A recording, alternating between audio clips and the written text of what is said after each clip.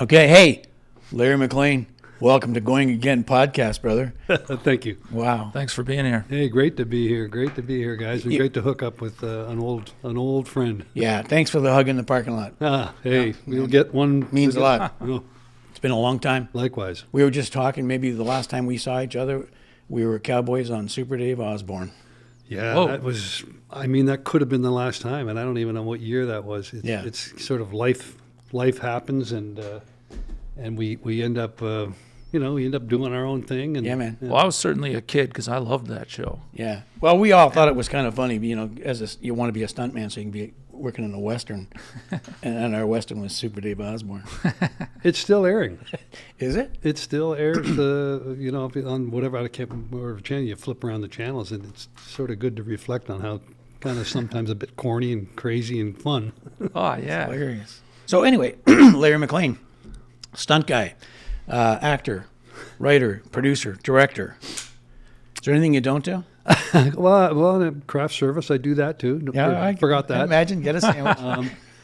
Yeah, no, I mean it's our business. We as you know, you kind of you start at the lower level and you become a grunt and you do as much as you can for some of the the more seasoned stunt coordinators. Sure. And then if you're smart, you'll try to just keep going up a notch and become a stunt coordinator, good stunt performer, learning the ropes, and then life will take you in different directions. And mine I wanted to get into directing, so mine sort of led me down that road. Second unit directing and action directing, and then now to the real. Real deal. The real deal. So, okay, how long, where are you from originally? I'm from Toronto originally. Yeah.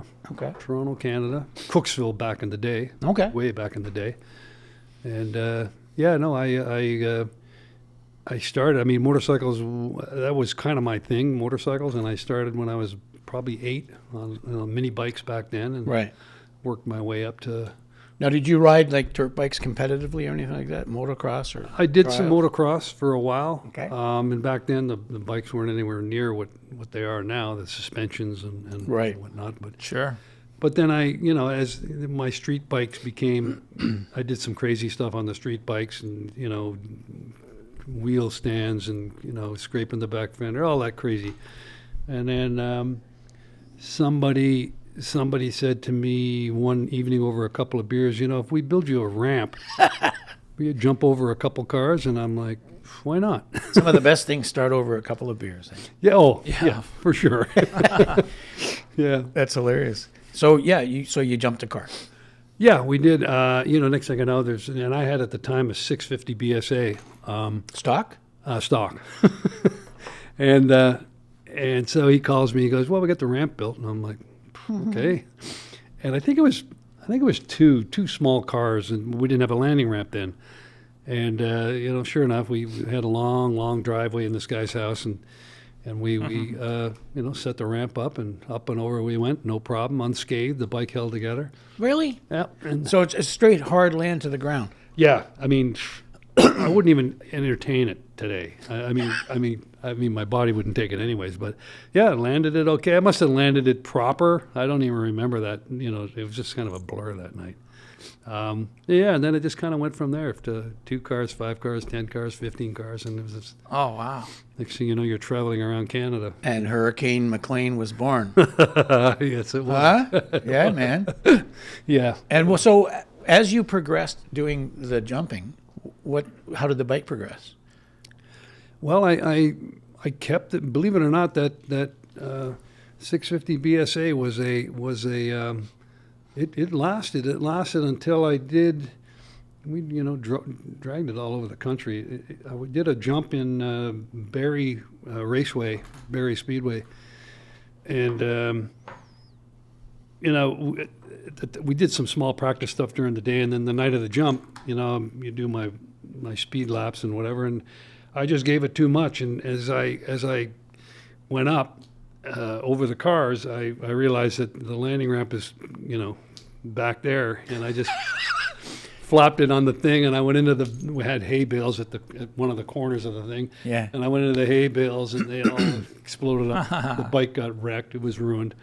So that was the headline in the paper was Hurricane McLean almost killed, and the fans loved it. Yeah. So that was Unfortunately, the fans love that stuff. yeah. Some of them come for the ride, and some of them come to see you crash. Wow. That's awesome. So it might have been worth losing the bike. Yeah, it was time. The reputation. It's all about that. Yeah. It's entertainment. Yeah. No, it was time for that bike, anyways. I mean, it was either going to hurt me real bad, and then I went to Harley for a year, and then Now, what Harley were you? it wasn't the good one. It was a 250 Harley, believe it or not. It Oh, was okay. Oh, I remember those. Would they call it a Baja or something? something. I forget the name of it. Fred Dealey Imports was the Harley Davidson importer of As they still are. Oh, are they? Yeah, I didn't know. the only people in Canada that can import Harleys. Well, they were sponsoring me, and the XR 750 was just something Keneal used, but it was big, and it was like the BSA. It was just Yeah. So I did that for a year, and then Yamaha started sponsoring me, and then I had a 400YZ. I had a couple of those, and then I had a 500 Thumper when they came out. I saw the 500 Thumper. I was CBS Wildwater Sports was doing a jump off in Charlotte Motor Speedway, and I represented Canada, and there was guys from all over the U.S. And three of the guys I had a 400YZ, and three of the other guys had the TTs, the Thumper. And I'm like, wow, these things are wicked. Now that's a dirt bike. That's a dirt bike, full-on dirt bike, but it was a four-stroke. I think that's why they call it a Thumper. So I used to go to Yamaha and pick up a couple of those, still in the crate every year, and that was kind of fun. It was just like have a backup and have the other one. Yeah, that's wild. Yeah, no, that was very cool. Yeah. So now, did you ever sustain any injuries on this? 'Cause it's usually the first question people ask. Yeah, I mean, broken wrist, pin in my ankle, collarbone. Yeah. It's the smaller bone, the tibula or whatever it is that runs down the leg. Those kind of things, and at the time they didn't seem like much, but now that I'm 110 years old, it really. Yeah, but you know what? That's not caring about that kind of stuff when you're young is kind of what creates the career, really. Yeah. Yeah. Once you start letting fear knock on the door, the brakes come on everything. Yeah. You try to do everything that you're doing with every bit of caution as possible. When you jump on a motorcycle, you can only, take so much into account, but, you try to do all of that. And then once you start second guessing, it's time to step away. Totally. Well, I think that's anything in this business as a stunt guy. I think you're exactly right, Randy. But the difference is that some people second guess their first tryout, and then there's just guys that really don't give a flying fuck until, maybe 20 years down the line or something. Yeah. Exactly. No, that's what makes the man. So yeah, no, I think so. I think you're exactly right. It's when you look back, when you say to somebody, you're as you're heading down to that takeoff ramp, and you're watching your speedo, and you've got a red and a green area marked off, and if you've got it in between those numbers, you're pretty much going to land somewhere on the landing ramp. But when you're doing 75 or 76 or whatever you are in that speedometer, you're like, nowadays, I mean, for me to look back and go, man, that's nuts. But also a lot of it's the feel. Like you have so much experience riding down towards that takeoff ramp, you're not looking at the speedometer anymore, I imagine, because you are, but at some point you've got to take your eyes off it. Mm-hmm. And same with driving. How fast were you going? I'm not really sure. I wasn't looking. It's all feel, right? It is. You got to be in fifth gear, and the sound of the RPM. Exactly. Totally. And then about, just at some point before the takeoff ramp, you take a quick glance down, and you know that the needle's sort of somewhere in there. But the feel is what it is. I mean, what you want to do is not come short.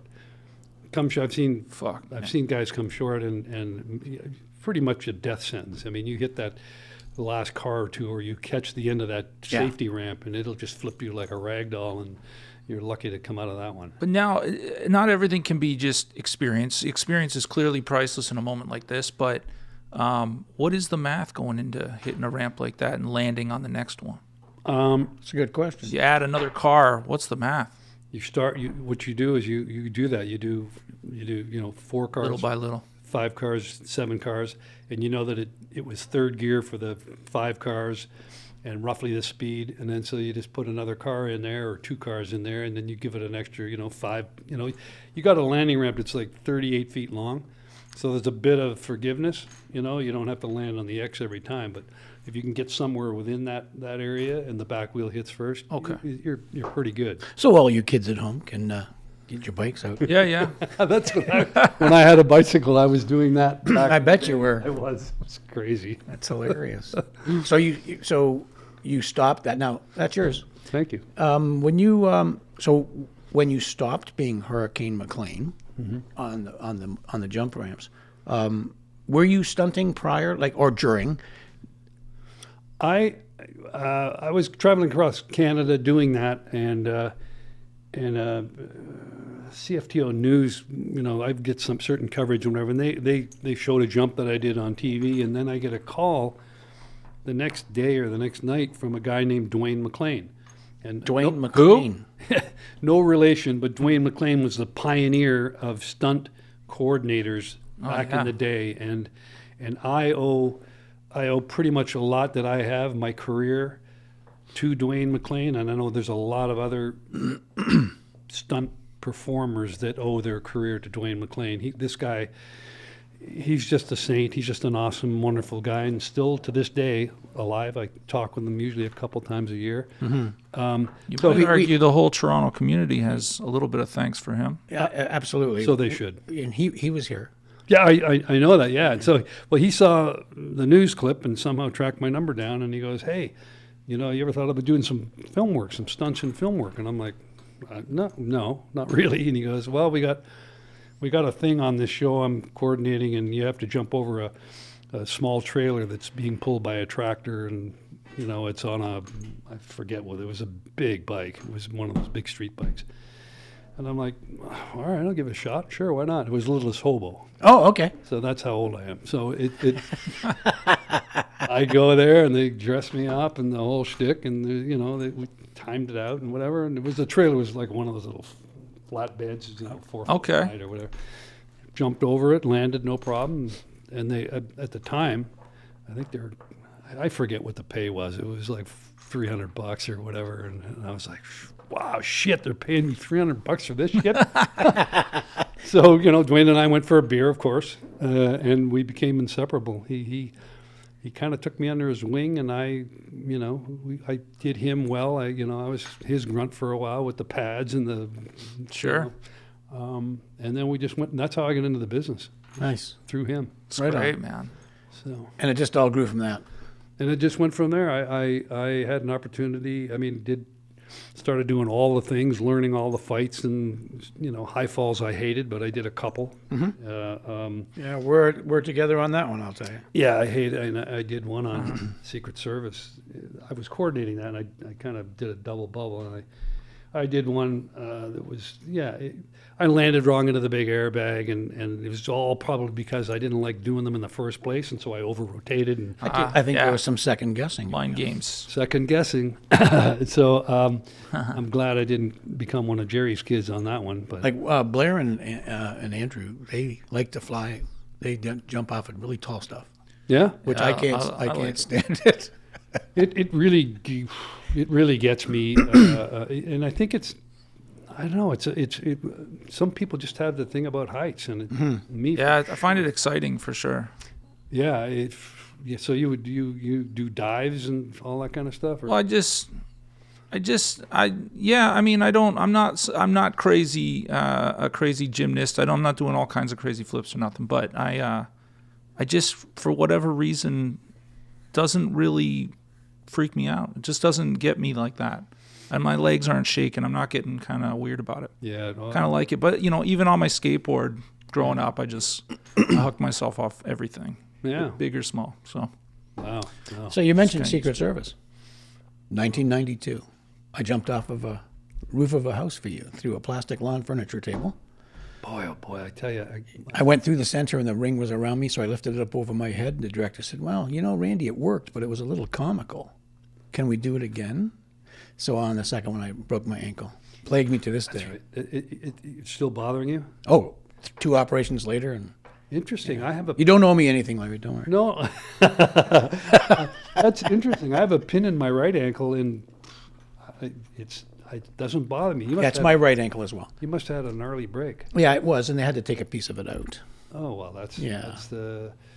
It's always the second one too. You know, you get some directors that, as you know, we come up. Some directors have no clue what the f they're doing, so they want another take and another take, and it's always that fucking third or fourth or even this, that gets you. Right. They know they've got it, but they want to do another one. Yeah. You know. And then I wrapped my ankle in gaffer tape, and I had to go out and get hit by a dump truck. What? I came out running between 2 houses, and then the truck hits me. Same day. Oh, dude. Yeah. Boy, oh boy, that's young. Yeah, man. It was. Oh, It was fun. It's hardcore. yeah.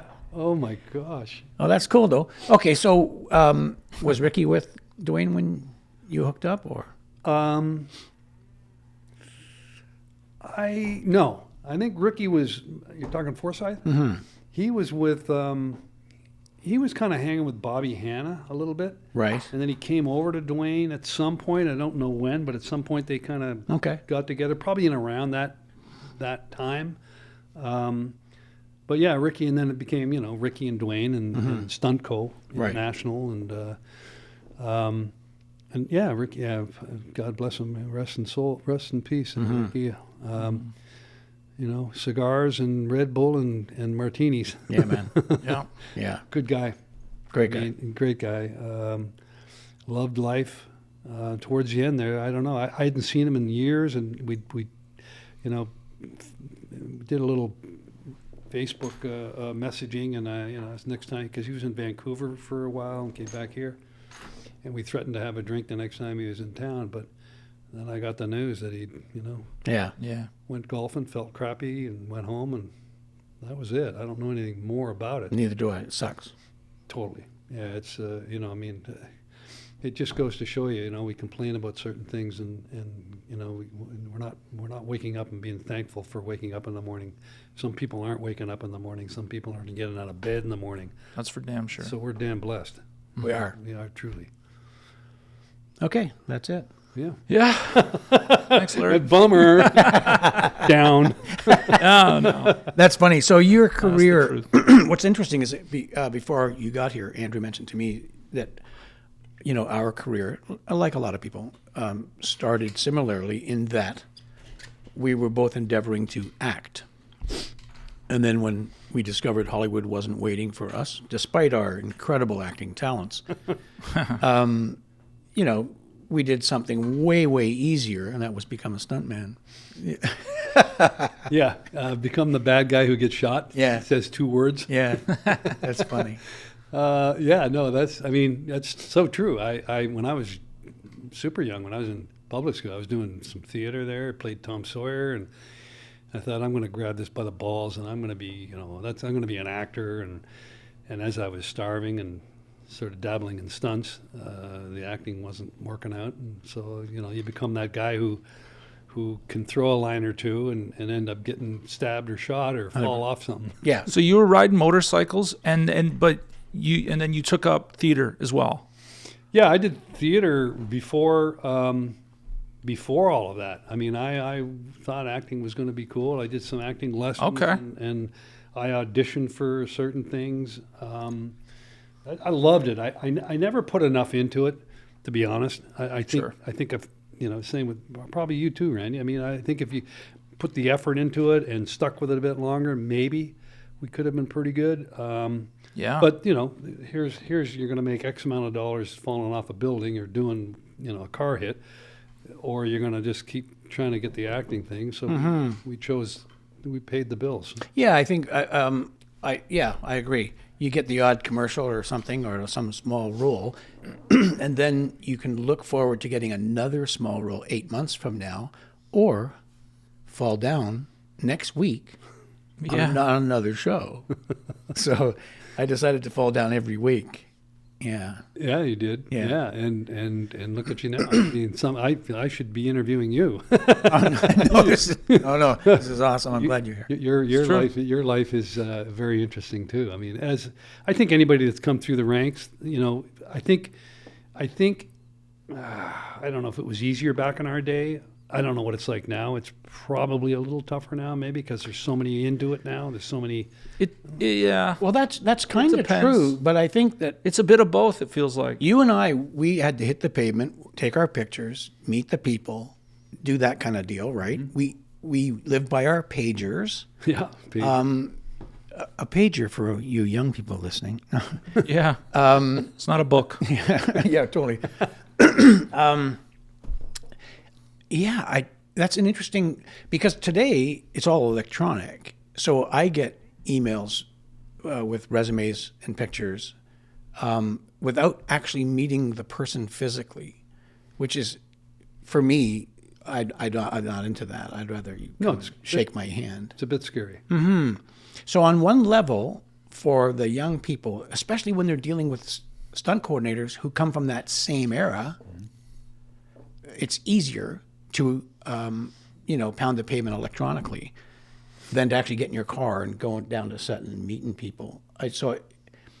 Yeah, I think that... I don't know where it's easier. Yeah, I think that the old school sort of way of doing it is what it should be still, people shaking hands, this and that.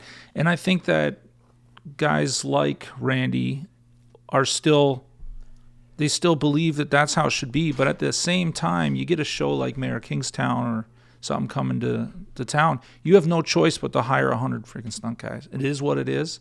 And you have to hop on the phone and hire guys you've never met. True enough. And there's just a lot now. They can do a lot, so the production brings in a lot. At the time, I think maybe back in the day, it just wasn't quite the same. So I think it's a bit of give or take right now, and I don't know if easier, but and the difference is, when we the were opportunities younger, are just different. there were so many fewer. There were fewer. Yes, people. of course. And we were busy as shit because you go from show to show to show to show. Yeah, That's true. 100%. I mean, me personally, like back in the day, I always wanted to. I mean, if you're a stunt coordinator, it's your reputation on the line. So for me, I really tried not to get involved in the politics, because back in the day there was a lot of politics. It was like this team and that team, and he's better, and he's got this, and he's bringing his wife to sit in the car. And I mean, for me, if I hired somebody, I tried to hire the best person for the job. I mean, 100%. No matter whose camp it's in. And if the guy happened to be somebody I liked and knew and was a friend, even better. Like the relationship you and I had was pretty good over the years. 100%. I mean, like we worked together a lot. Yeah. But yeah, I think I think it's always better to meet the person, to know what kind of a man or woman they are. You get to Yeah, and I can only imagine. The electronic thing is everybody's a stunt person. Like, I mean, everybody can ride a horse. Everybody's 5'12". Totally. But I think it's better if you can meet them in person and go that route, because I mean, people ask still to this day, how do I get into stunts? And I mean, I'm like, well, I've been out of that game for a while now, so I couldn't tell you, but I feel sort of it's a tough road, I think, nowadays to get into it, just because there's a ton of people in it now, and it's just cutting edge. It's all new. Yeah. Anybody can get that first job. Yeah, I actually think that it's kind of easy to get the first job, maybe a second job. But if you don't have, only because the opportunities are kind of there and there's no choice but to hire some of these people. But I do think that if you don't have what it takes, it's a very quick. Yeah, just sustain a career these days. Yeah, that's and actually get, you don't have to have another job supplementing your income. Blair, any input on that? You're hiring a lot of youngies. Well, yeah, but I think there's so many opportunities that some of these people that are okay will be okay. Yeah. For of a crew. Now, whether they work tons, I don't know. And you guys had it great in one aspect, as there was less of you, and you can work a whole lot more. But Yeah, you get to know people's work ethics too. As you see them on set, and you see, if they listen well, if they're eager, if they've got no attitude. Totally. I mean, all of those things are factors into being a good human, a good stunt performer. Yeah. So, being an actor, having taken some acting training, does that lend well to being a director? 100%. There's a lot. When I first started directing, I felt, I look back on it now, I understood to talk the language to good actors, because good actors will eat you alive if you try to direct them and you have no idea what you're doing. Right.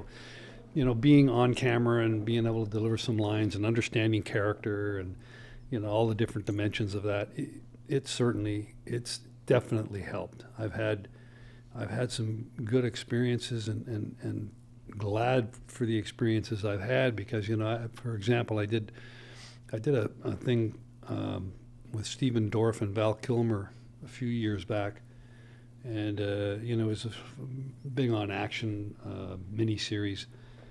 And Val Kilmer was, he was a hard guy to deal with. And we had this giant sequence, and I was directing the second unit end of it. And he's supposed to come off the back of this tractor trailer, comes to a screeching halt. The back end goes up. The back of the trailer opens up, and he jumps down with these two Glocks, and he's firing. And so he said, he said to me, he said, well, what I'm going to do, he goes, is I'm going to, the truck stops, the gate goes up, and I jump down, and I do a little shoulder roll, and I come up firing, and I go, and this is like, I'm going, oh shit, here we go. And I go, well, and his whole job, he was a trained killer. It was just sort of like Born Identity kind of thing. Right. I said, look, it's going to look clunky. It's going to look clumsy. I said, this is all you've done your whole life. You're a born killer. I think you should just jump down on both feet and start running and firing. And he had his assistant Jim there with him and whatever. And he goes, no, that's not what I'm doing. He said, I'm like, what am I going to do? Right. I go, okay. All right, let's go. Let's try it. So action, he jumps down, doesn't miss a beat. He jumps down and starts running, doesn't tumble, doesn't do anything. He just starts firing. And so cut. And then his assistant comes over and he goes, he likes you. Oh, wow. That's awesome. So he appreciated me pointing out that the character wouldn't do that, not because of my reasons. 100%. You talk character to the actors and they love you for it. Yeah, just give them a reason. Yeah, give them a reason. Don't tell them to act better. Right. Oh, yeah. That'll work. When you jump down, just act better. Yeah, that's right. Yeah. That's hilarious. And when did you shoot? That was a while back, right? Oh my gosh, I can't even remember. I mean, he's passed away since 2018. 18. Oh, it's probably 12 years ago. Okay. Yeah. I was because the main unit director was Dwayne Clark, who was Dick Clark's son, and we've become very close. He was directing the main unit. It was a big. Who was the stunt coordinator on that? Paul Rapofsky, I think. Okay, it was. Paul. I don't know him that well, but I want to bring your mic in front of you. That's it. there we You go. can move it. Sorry. No, it's all good. Yeah, feel free to move it around. And don't worry about the words on there. You just put A your lot of profanity on here, huh? Yeah. Yeah. Yeah. What is? Everyone loves to curse for some reason. Nice. That's funny. So then, okay, so that's a lot of people are probably interested in knowing how you transitioned from stunting to directing. Big time. That's Yeah, that is interesting. I became friends with a few director of photography, few Okay. DPs, Mm-hmm. and I always had this bug to learn more, and so I mean, I had my fair share of sitting in the trailer waiting to go on with the other guys or playing cards or whatever. But a lot of times I would go out there and I would hang. If I knew the DP or I knew the director, I would just hang by the cameras and I would hang by the monitors and I would just ask questions and I always thought, geez, it would be pretty cool to direct the action stuff. Mm-hmm. And so I started learning about the cameras and the lenses and. Back in the day, the directors would have dailies, and they would come in VHS. Another thing showing my age, the VHS, The what? Yeah, everything's in the cloud now. That's true. Remember when you used to go to Blockbuster? No, yeah. And be kind and rewind. Yeah, be kind and rewind. That's hilarious. So so a couple of the directors I knew, I would read the script, and then they would get, because some of the directors, they don't watch dailies, and I personally don't watch them either, but they would give me the VHSs, and I would see how they shot the scenes, and I would already read the script, and then I would know so I would kind of, bank all of that in my brain, and I just started learning all that, learning the camera angles and the lenses, and asking a lot of questions and getting a lot of advice. And then I had a shot at doing tiny couple small things on RoboCop. And what made the shot? What gave you the shot? Like you said, you had a shot at directing some RoboCop stuff. Where did that come from? Well, I was doing stunt coordinating on it. That was after Marco finished on it, and and so everybody there, the producers and everybody, knew that I wanted to direct second unit. Okay. So they had, it was a pretty big show at the time, and they had a smaller splinter unit, doing some, smaller, less actiony kind of stuff. And they Sure. said, hey, you want to go out and shoot that stuff? And I go, yep. So I kind of started there on RoboCop, and then the same producers went on to do FX, the series, and I was second unit director on that. And then there was a show called Due South, and I was second unit director on that, which was a pretty big show at the time. Mm-hmm. And then, and then I actually got my big I directed some Disney stuff before that, and then my biggest 1 hour directorial was Due South. And then it kind of went from there to, the Relic Hunters and, all the different, the regular 1 hour stuff that was going on in Toronto. Now, when you got that opportunity, did it feel pretty natural?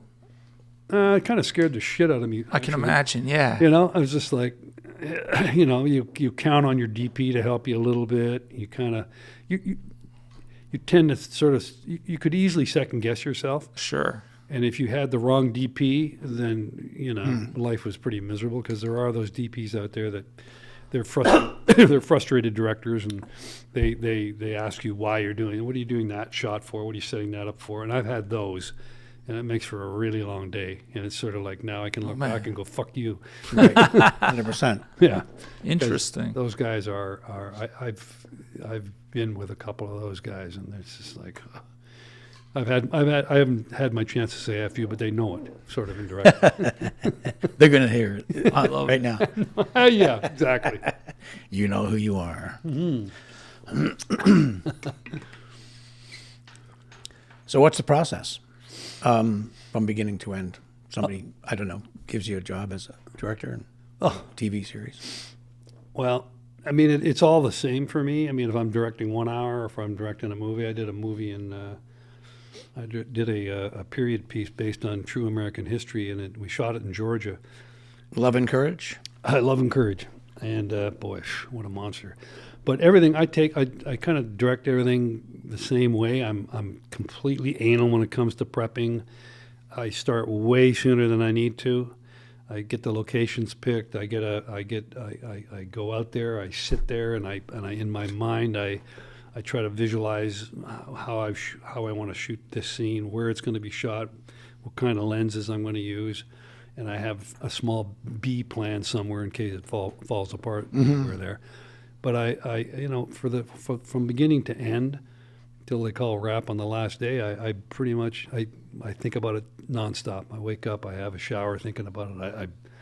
I just live and breathe it, because there's so many different ways you can shoot things and whatever. So when I hit the ground, whether it's 1 hour TV or whether it's a movie, I got it. I'm confident when I pull up on set, and that's the cool thing. When I in Georgia, get up at 5 a.m. and you're still arriving on set when it's still dark, and you got 250 extras, and you got horses being unloaded, and all the lights and the circuses. It's awesome. It's sort of what Randy and I have talked about. It sort of gives you goosebumps. It's like, wow, this is it, man. This is my deal. That's crazy. It's like, it's a crazy feeling, I bet. Oh, it's So you awesome. go in as prepared as possible, but you allow for creativity on the day. Yep. I once read, I think it was Ronnie Howard, who would prep his movie. He would go in completely confident this is how it's happening, but he had a pad in his back pocket, and everything he made, everything he planned for, he had an alternative. That's smart. That's smart. Yeah. I think you gotta. I mean, all actors are different, and let's face it, just like human beings, some actors are pricks, and they make your life miserable because they just got attitude, and that they were probably assholes when they were younger, and now they're bigger assholes. I mean, that's just the way it is, unfortunately. But you got to be prepared for them, and you got to sort of let them find it too, to a degree. I try to, say, look, I want you. You have to come in that door, and you got to come around here. So, but let it unfold, feel it, find it. Just we'll find you. And once you feel comfortable, we'll put the marks down. Right. And. Well, your geography is a constant. If you have a room and a door, yeah, you can't enter this room another different way. way. Yeah. You have to come through this door. yeah, yeah. But you have to allow him to find how he's coming through the door. Mm-hmm. I mean, the actor's got to bring his job to work, right? Like Of course. they've got to. Yeah, good actors will. 100%. Yeah. Yeah. But there are the actors. Which is interesting. Good actors will. Yeah, exactly. Well, because there are some that'll ask you, like, where am I coming from? Why am I coming through that door? Why would I go here? And it's like, really? You read the script, right? Yeah. It's like, Man. it's like, we used to have some fun on, we did some 1 hour, I won't say what the show was, but the lead actor. Oh, just name the actor. And they'd be stumbling and tripping and take fucking 6 and whatever. And I'd be like, it's a good script. You should read it. I love that. Crazy. I can't imagine coming in unprepared like that. That's funny. It was. Do you have favorite lenses that you like to use? I'm the zoom lenses now are, for me, the way I like to shoot. Well, it's quick. Some guys like primes and whatever, but they've come now to the point where, unless you're shooting at night, then you got to slap on some primes. But the zoom lenses are fantastic. I mean, they're quick, as you say. They're like, you want to squeeze an extra 5 mil, it's there, or you want to use that as part of your style, whatever. Yeah, I like that. I like the, and the cameras nowadays are all, you can do slow mo, you can do whatever you want. I mean, we never had that. We got, the cameras they have now. We had IMOs, if you remember those. I do. The IMO was literally it was a camera in a steel box. And that's the camera you would, have cars slide towards. Yeah, your put crash underneath cam. the train, or And today, look what they're using. They're not even using what do you call those little hero deals? GoPros. They don't even use those anymore. They're putting down DSLRs, and Oh, yeah. I haven't seen a GoPro in an action scene in so many. yeah, they got Black Magics and. I've seen them add GoPros to, I think, what was it, Twisted? Maybe on Twisted Metal. They were putting some on like a door by a tire, or by a wheel or something. It's crazy, but the technology is insane. So you take this little tiny like GoPro, and you apply that video to your widescreen. Yeah. It's insane. Now this is a first for us. That's awesome. Where our guest is taking pictures of us. Photo opportunity of the heartbeat of this podcast. Love it, man. Thank you. Yeah, no, it's gosh, when you look, I mean, when you start reminiscing and start, asking questions that you are, it just it tells you how long of a road it was, and how, look how many times should, one of us or whatever, both of us be killed. I mean the shit that I did and have done, and what you've done. Yeah. I mean, yeah, we both come pretty close. Yeah, and how fortunate is it for us to be actually sitting here talking about it, and probably sitting outside in a patio this summer having a cold beer. Oh, I'm looking Fucking forward to that. Yeah. I said it earlier that one of the first questions anybody asks when they find out you're a stuntman is, have you ever been hurt? And I always like to preface my answer by saying any stuntman that goes around bragging about all the injuries he's had is just admitting to the number of mistakes he's made. Now, some of the things that we've gone through were caused by others. Mm-hmm. But some of the stuff that we've gone through was caused by us. Correct. I remember on, I think, War of the Worlds, I was running down a alleyway being chased by a car driven by Matty Berman, and he's on my ass. But I'm wearing leather shoes with leather soles. Nice. And it's winter. Nice. And I had to jump up onto the bumper of a car, onto the hood, over the roof, and slide down off the trunk while he went around that car chasing me.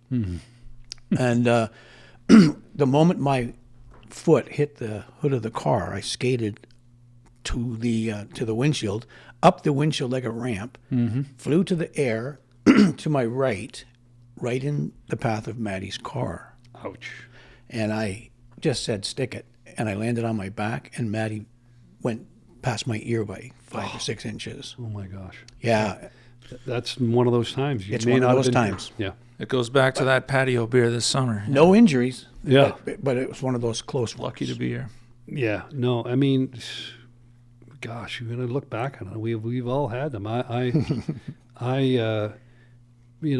I say, I'm in North Carolina when there was me and probably 5 other jumpers from across the United States, and I was there on my YZ400. And CBS Wild Water Sports it was called a jump off, CBS Sports jump off, and so we were doing warm ups the day before, and my YZ400 didn't like the altitude. We were in North Carolina, altitude's different than here, and so the carburetor was acting up. And I'd be heading down to the ramp. I would do speed runs past the ramp, and I'd be heading down there, and it'd be crapping out on me. It'd be like backfiring and doing weird shit.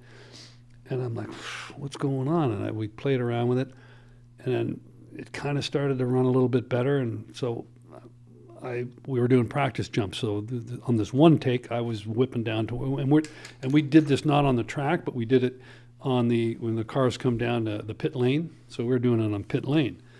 And so we would start and again, if you've never been standing on a racetrack at Charlotte Motor Speedway, it's literally like it's so the bank. Yeah, the bank. So we come down that, and we go down pit lane, and it's probably about 75 feet or more before the takeoff ramp. Before I hit the ramp, the bike started doing the blah, blah, blah, blah, and I'm like, fuck. And it was too late to abort, so I already started going up the ramp, but I knew I wasn't going to make it over, and that's a death sentence almost. So I halfway up, I went off the ramp, and the bike went off and down, and it went into the guardrail, because that's the guys jump over the guardrail to change tires on the NASCARs. Right. Hit that guardrail, spun off of that, and there was a light standard. Hit a light standard, and I'm lying there, and I wake up, and I look down, and ambulance guys had the scissors going up my leathers, and these leathers are like $1,500-$1,800, and I'm like, don't cut the leathers. And that's when I broke my leg. Oh shit. Yeah, it was like a total bummer, but Damn. Unfortunately, just a broken leg. Yeah. Yeah. You don't think about it at the time. Like It's interesting that the stunt guy, it's just a broken leg. Yeah. Well, considering Well, could have that's been, true. yeah, like I say, it could have been one of Jerry's kids, broken Yeah, back yeah. or whatever. It's like, but yeah, no, that kind of sucked because we piled in a car and a pickup truck and drug all our shit down there, and it was a long haul, and just for all that. It's hilarious. Oh, crazy. So you also did you were a stunt coordinator on the TV series Matrix, Yes. starring Nick Mancuso. Mm-hmm. We talked about this the other day. Carrie Ann Moss was also one of the stars on Matrix, not The Matrix, despite the fact she was also the star in The Matrix. Yeah, how weird is that? Yeah. Yeah, so they had no relation, these Nope. shows? None. No, none. And she was also one of the stars on FX, the series. Oh wow, that's true. Yeah, I was on that. Yeah. I mean, I haven't seen her since then, but I won't want to break your train of thought, but she's awesome. Number one, I like dogs more than I like most people, and she's a dog lover, and so That's awesome. I love her for that. She's a great actress, and she's a great human being. But yes, The Matrix, you and I, Yeah, we had some fun on that. I doubled Nick. You did, and you were a perfect double for him, actually. Yeah. You know, he's a weird dude, huh? Yeah, he sure is. Yeah, sure was. He's still around, right? I think so. Yeah. Yeah, I think he's, yeah.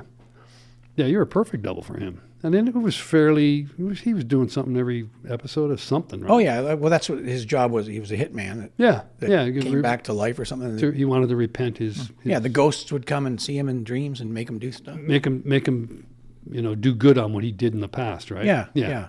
Mm-hmm. That's a pretty cool concept, actually. Yeah, it is. And they only shot one season of it. I don't get it. I think that concept was great. Yeah. But it was a fun show. It was, we had fun on that.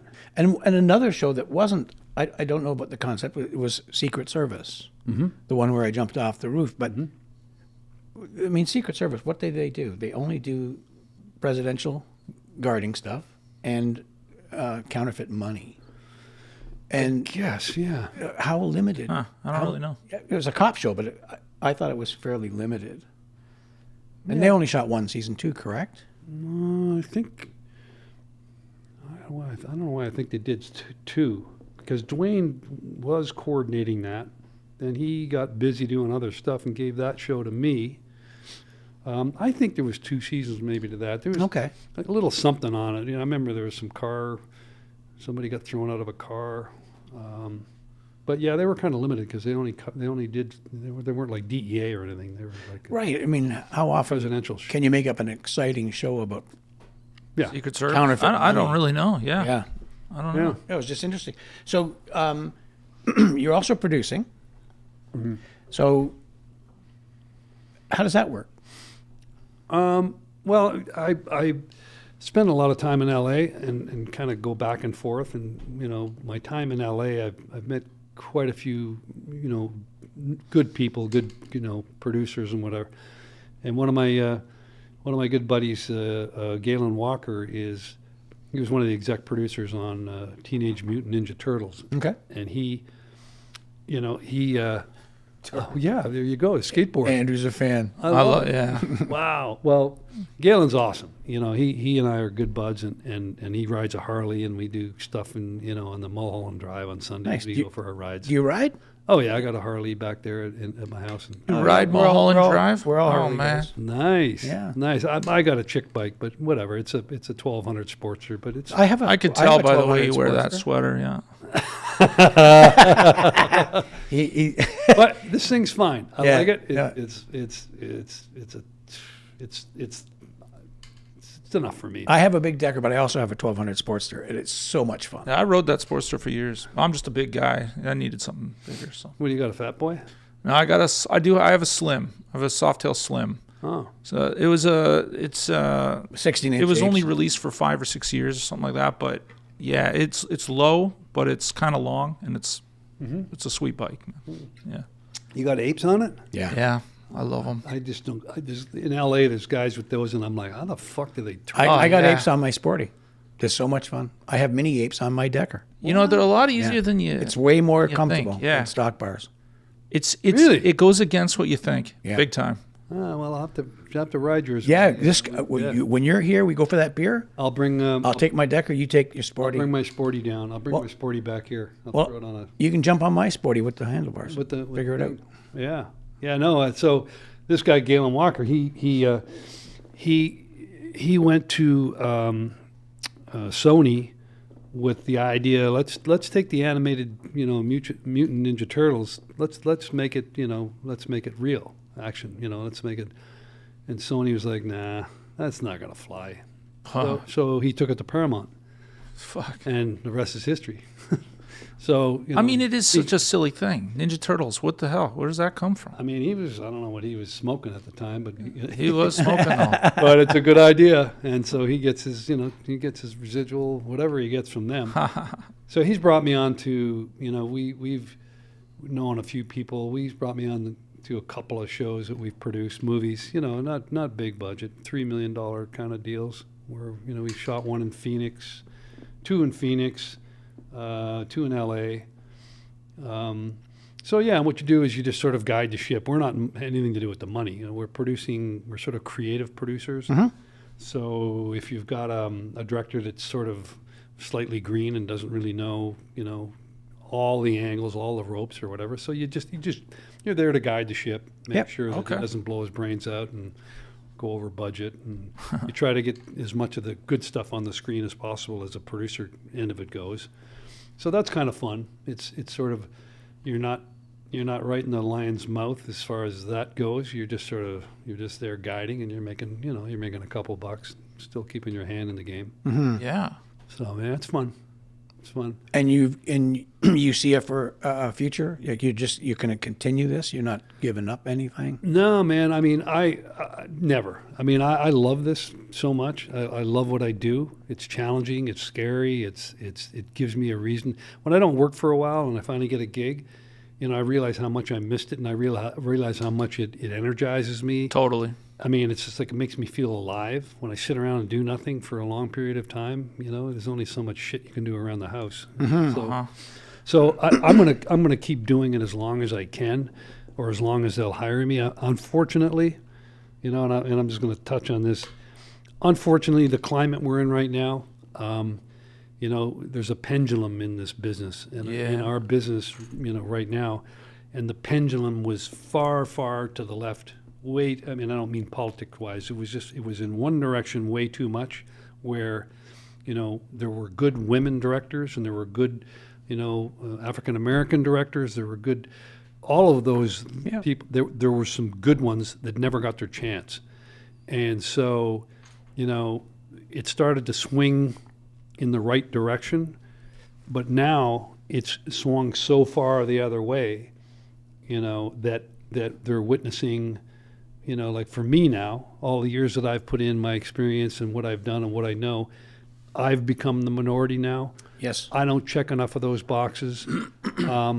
And I think it needs to find a happy medium somewhere. I think it's going to. There's a lot of It has to. And a lot of angry people. yeah, really, and it shouldn't have been the way it was. It shouldn't be the way it is now, because I've got buddies of mine, exec producers on Star Trek, and and other shows, and there's people that are directing on those shows that haven't got a clue. I was just on a show and I had the key grip come over to me and we were talking about the director, and he says, well, this is the only entry-level position on the show. Yeah, it's kind of weird, man. It really burns my ass. They're the captain of the freaking boat. Like, It just because that person ticked the right box, therefore everybody else that's on that floor, that set, the DP, the craft service, the props people, they're helping that person that's not experienced to do the job to get through it. yeah, And it's frustrating. I mean, for me, I'm on the back nine anyway. I mean, I hate to admit it, but I like the way you put it. I still got a lot of juice left. But for any older white guy that's sort of in his 50s or so and doesn't have a brother-in-law that's a super exec producer, it's tough, man. Like it would be great to get into a Taylor Sheridan camp, just to get on that train, or get into the Mayor of Kingston train. Yeah, I'm with you on that. Now, LA is like kind of the epitome of this giant pendulum swing. And we're seeing, I don't know, I would love to hear what you think about this, because from over here, we're seeing Hollywood just crumble. That's what it looks like. It looks like it's crumbling, and there's actors crumbling, and people moving out of California. How true is that? Well, there's people moving out of California for a lot of different reasons. It's too expensive to shoot there, and it has been for quite some time. Doesn't matter who's in the political seat. Schwarzenegger couldn't do much really. I mean, they try to up the tax credits to X amount of bazillion dollars, and then one superhero movie takes it all. So all the good little movies that are $5 million, $3 million, $10 million, or whatever, they don't get a shot at it. And that's one of the reasons some people are moving out of Los Angeles, because it's cheaper, and the tax credits and everything else are better to shoot it somewhere else. I mean, the incentives in New Mexico. I mean, I did a Hallmark movie last December, and we shot it in New Mexico. And tax credits were good, and it was. But California per se is, I mean, taxes in general are crazy. I mean, Yeah. it's nuts, and it's become in some areas, a lot more areas than people like to think. But the homeless situation is pretty bad there. Yeah, that's what we hear. Another reason people are leaving. Homeless crime is getting bad. So yeah, there's a lot of reasons people are leaving California, and A lot of people are going to Texas. well, Texas, big time Texas, Las Vegas, Atlanta. because there's no taxes there. The government, Nashville. There's some Yeah. great little American cities to go to, and not get reamed by all these other things that are happening in California. I mean, California's beautiful. Don't get me wrong. That's the thing. I mean, I love it there. I have some good friends there.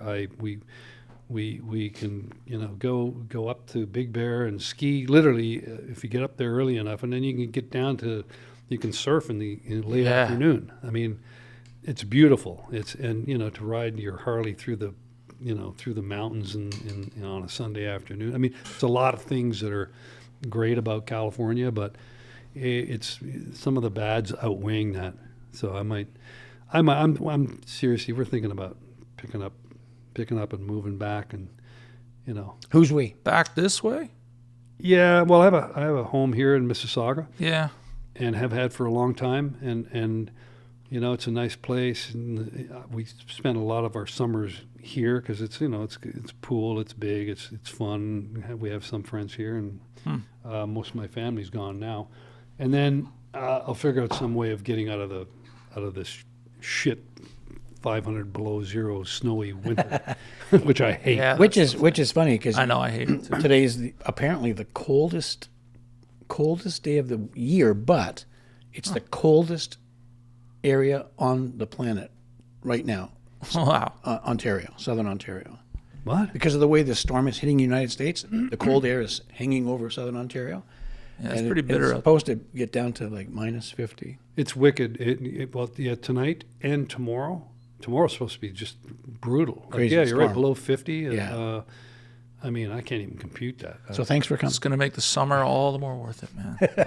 Well, man, this has been. I mean, I've been here since the middle of.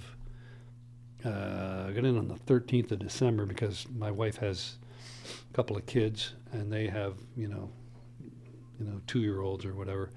So we're back for that. Not that I would be back here because I'm I never had kids. So. Right. But You have Bean and being in Louis. Louis. Yeah, that's my they're my kids, and we rescued a little dog in L.A. Her name is Cricket, and she's 10 months old. Oh. So that's my child. Well, shout out to Cricket because she'll want to watch this. Yeah, no, Cricket. I will post some pictures of my girl. Yeah. But yeah, it's but I'll try to find somewhere to go in the wintertime. I don't want to become one of those old snowbirds, or what do you call it? Yeah, snowbirds. Snowbirds? Yeah. Hang out in a trailer park in Florida. Kill me now. But yeah, if anybody can afford not to be here, for at least a month or so, it'd be good. This has been a brutal winter. I mean, since I got here, December was shit. It was really bad. It was really, Oh, bad. yeah. And then just every day it's been something. Yeah, something. The past 5 winters altogether haven't been this Yeah. bad. It's crazy. I mean, I'm surprised you're not somewhere warm. Well, Rhonda and I spent the month of November in Tennessee. We have a motor. Yeah, wrong month, but Yeah, Yeah. wrong month. Yeah, But it you wasn't. got that but we wrong. missed. Yeah, but Yeah. we missed all the snow at the beginning. yeah, they which was did. good. They did. Nashville? Gatlinburg and Pigeon Forge, the southeast corner, Dollywood, Smoky Mountains. So how far from? It's about a Nashville. 3.5 hour drive. Oh, from Nashville? Mm-hmm. Oh wow. Yeah, we spend a lot of time in Nashville, but yeah, Yeah, have a few cocktails on Broadway. all the time. Oh, yeah, man. I love Nashville. Wow. So I'm the guy who hires me a lot. I was co-producing a show called Doc and Sue Thomas FBI, and this guy, he and I have been working together for 30 years. So he got this concept of it's a docu-series, and it's taking it's taking, this is why I'm thinking about Nashville, it's taking the biggest country, and I'm a country music fan, not the old style, but the newer style country music. I mean, that's all, really? on my radio is country. It's like, so he raised the money to shoot sizzlers and episodes of this docu-series called Music Row, and where we take the blank page and we go from the writers who write a song. Love it. And then you go to how it gets published, how it gets cut, how it gets from there to the artist, and how it goes from the artist to the artist singing it on stage to 50,000 people. And recording it. And recording it, all of that. So we track that song. So we've interviewed probably 6 or 7 right now. Man, that's awesome. Of the biggest country music stars in the world.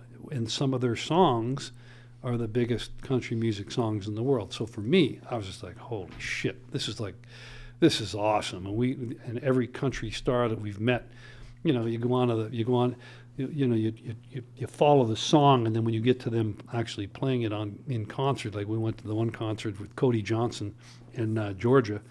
So we interviewed the writers of this song. It's called Till You Can't. And we went, and we ended up in Georgia watching Cody's concert, and we interviewed him on the buses, 14 buses, and there's like private jets, and so sick, unbelievable. And then there's like 40,000, 50,000 people with their phones all lit up on these certain songs. So, that's been a real trip. We've interviewed some really cool guys, Hardy and Blake Shelton, and wow. And so he's now, it's been cut, put together. Now he's trying to sell it. He's trying to sell it to Netflix or Amazon or. So it's the entire doc, or it's the idea so far, like a sizzle reel? It's the idea. We've done probably 5 or 6 artists where we've done full episodes. Oh, okay. So you've got sort of, you've got a girl called Dasha who does the song Austin. So we've got her, and then you've got somebody like Hardy or Blake Shelton. God's Country, or what. So we've got a variation of different ones so we can show a potential buyer, like, here you've got. Here's how this is going to unfold. I think that's a fascinating series. I really like it. I think it could really fly. You just got to get the right eyes on it, and that's out of my hands. Especially now with the AI and all that stuff, it's nice to just point this stuff out. Have you ever thought of juxtaposing the superstar with a beginner?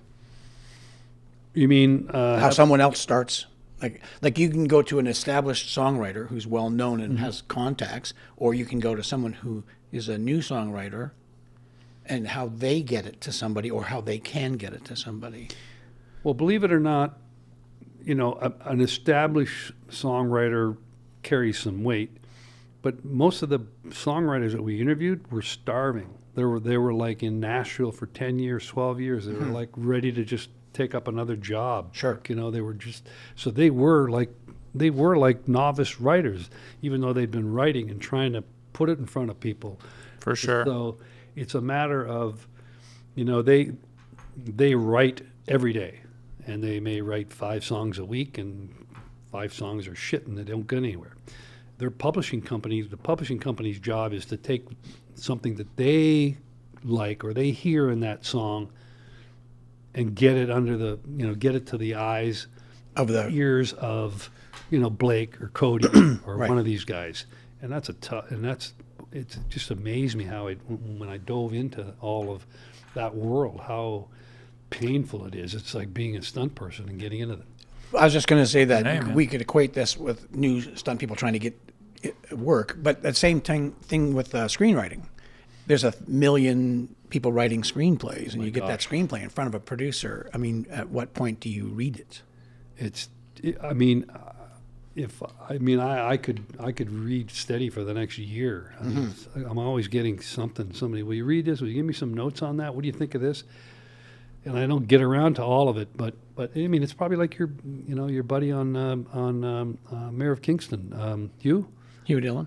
Hugh Dillon. I bet you he gets jammed with scripts and ideas. Without a doubt. Whatever. Without a doubt. Nonstop. Hey, what about this? Because he's connected. He's on the Taylor Sheridan train, Right. and Yeah. he can circumvent. We used to talk about Mayor of Kingstown. It wasn't called that back in the Flashpoint days. Flashpoint days? Well, because he was from Kingston, and he created this series about the prison system and all that kind of stuff. And he said, if I ever get this on, I'm going to call you, Butcher. And 10 years later, he called me and said, I want you on my show. And when did he get in bed with Taylor? Taylor was his acting teacher in L.A. What? And then he hopped on Yellowstone. Yeah. They actually met. The way they met, at least as far as I'm aware, from Hugh telling me, he went to study acting, and Taylor was his teacher, and they became friends. That's a great story. Yeah. I mean, It's all grown from there. A hell of a way to get in, man. wow. Well, and Taylor's, let's face it, he's a genius. I mean, there's no doubt about it. He's a genius. I've seen him act on some of his shows, and I've seen him do some good stuff. I've seen him do some, Yeah, and I agree. so. But the guy is a genius. I mean, Do you know anything about how he managed to snatch this crazy market? Like he grew so fucking fast as a writer and a producer, creator. You know what? I don't, and it would be interesting to dive into that because I'm sure he's like, going back to the country music thing. Somebody will say, "Wow, where did this guy come?" A song will come on, and you'll hear it a bunch of times, and then all of a sudden the guy becomes, super popular, and everybody goes, "Wow, this guy's an overnight success." No, he's not. I mean, these country singers have been doing it in shithole bars their whole lives, and I'm sure Taylor Sheridan is the same thing. I'm sure. Yeah. He's been writing and trying to get his shit in front of so many people. 100%. And he, whatever one was his first. I mean, I think I know he's done some movies, but whatever one, somebody looked at it and went, "Wow." He wrote Sicario. Yeah. Well, say no more. Yeah, it's crazy. I mean, this guy is just a talented guy. He is. For sure. And he's hit a part of the market that is the opposite side of that pendulum you mentioned. Absolutely. Like and you said being a part of that camp. I agree with you so much. Oh my God, I wish. There's a guy, Con Shell, who's a guy who I met and became friends with in L.A. He was a horse guy, but he's a stunt guy. Stunts Unlimited, I think he's with. But he had a chance to do something for Taylor's thing on Yellowstone or whatever, and now he's moved his whole family and the whole shtick to Montana, and he's doing. No way. Because Taylor's got this spin-off show with there was a guy on Yellowstone called Rip. Yeah. And then the daughter of the woman who played the daughter to who was the main Yellowstone guy? Kevin Costner. Kevin Costner. Yeah, so there's a spin-off there. So this he's in that camp now. So If you're in Taylor's camp, you're in Taylor's camp. Yeah. You're absolutely correct. Yeah. His loyalty to his actors are pretty crazy. Yeah, I agree. Love it. I mean, what I wouldn't do to get to direct some of Yellowstone I mean, that's over now, but to direct get in that camp. Yeah, I wouldn't mind following him into Montana. I mean, What's interesting too, Taylor's got the confidence of God. yeah. I mean, he's good at what he does. He's incredibly decisive. He knows exactly what he wants. Yeah. He's not afraid to tell you, and he's not afraid to tell you what he doesn't want. Well, yeah, and you know him better than all of us. Yeah, and it was great. My experience over the first season of Mayor of Kingstown was incredible. Yeah, well, that's. I mean, and that's unfortunate that you couldn't have stayed on that train. I too bad you couldn't have cultivated it or applied for your L1 or whatever that is for U.S. visa. I mean, unfortunately, that would have been But you know what? How many houses can you buy? How many old 55 trucks or whatever you 100%. Yeah, 56. 55. What the hell's he talking about? 55. It's a Ford. It's a Ford.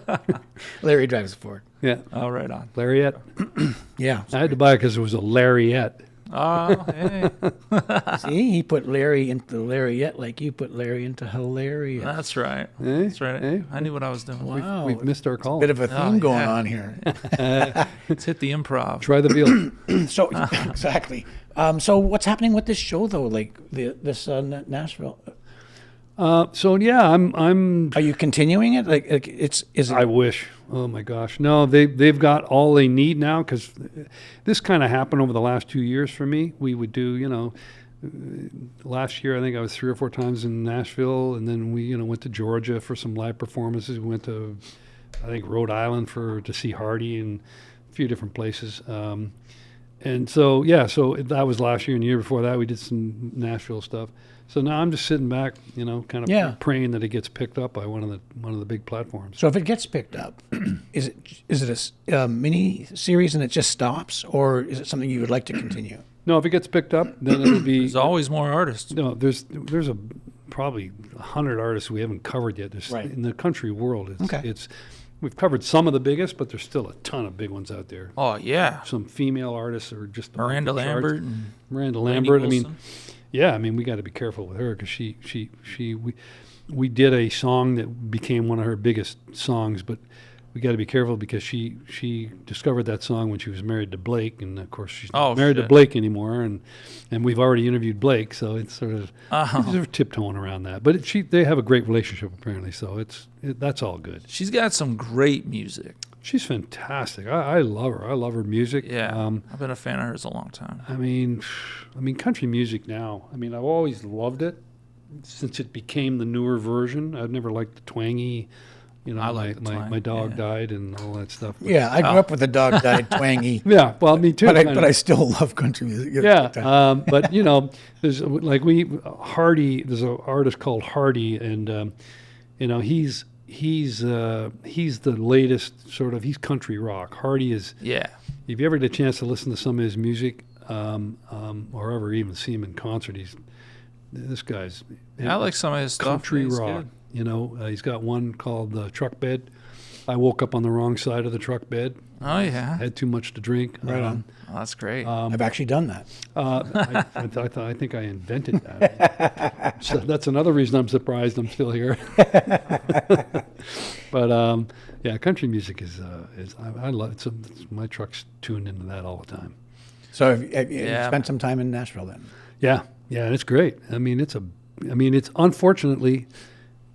Poor people in Nashville are like, you tell them you're from California or whatever, and they're like, go back home because there's everybody's flocking to Nashville because the tax structure, the weather, it's just such a great town, man. Mm-hmm. I'm hoping that it stays politically in check, and that it doesn't lose its footing, Yeah, I think, well, that's hard. I mean, if the country music artists that we've like I say, we've done interviewed some of the biggest.